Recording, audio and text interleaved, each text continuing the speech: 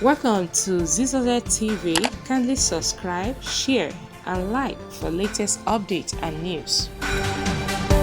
MC Oluomo, Lagos Nurtw withdraw from national body. Sequel to the suspension of National Union of Road Transport Worker Nurtw, Lagos State Council Chairman Alhaji Musiliu Akisanya aka MC Oluomo by the national body of the union, Akisanya and all members of the union has withdrawn their membership from the national body.